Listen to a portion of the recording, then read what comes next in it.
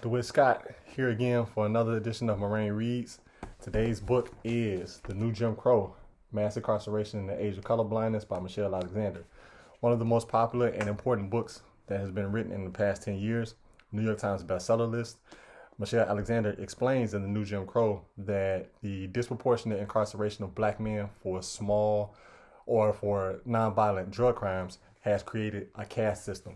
And men who have been incarcerated for these nonviolent drug crimes are not allowed to vote in certain places. They're not allowed to serve on a jury. They can't get student loans. They can't get public housing. They can't get public benefits.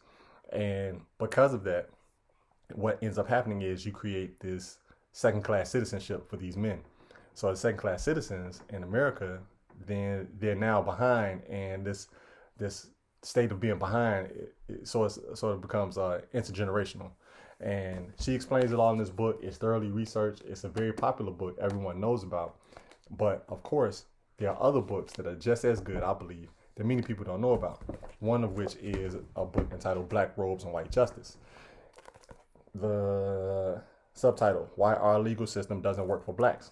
And in this book, Bruce Wright talks about not just the disproportionate incarceration of black people or black men, but he also talks about the lack of black lawyers, the lack of black judges, the lack of blacks in prestigious bar associations, the lack of blacks who get accepted into prestigious law schools, and the disproportionate higher bail for black people, and how all of those things, not only just the war on drugs, but all those other things play a part in creating a criminal justice system that is deemed unfair for when it comes to blacks and whites, or blacks and non-blacks. His book, very well researched. He himself is a judge, so he talks from firsthand experience. And again, I think that I read this book maybe 10 to 12 years ago, and it's an absolutely great book, but does not get the attention that the New Jim Crow does. So I suggest that everyone check that one out. And then lastly, the companion book, Prison Industrial Complex for Beginners, written by James Braxton Peterson. And this book sort of breaks down in very accessible language what the prison industrial complex is.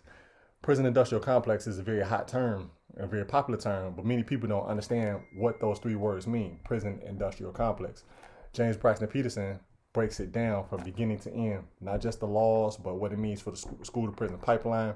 He breaks that down, what the culture behind it, the role that systemic community development, or divestment, I should say, has played in the prison industrial complex, and what it has meant for us from a human resource standpoint in America. So 3 very good books I suggest that everyone try to get their hands on in order to understand the criminal justice system in Black America.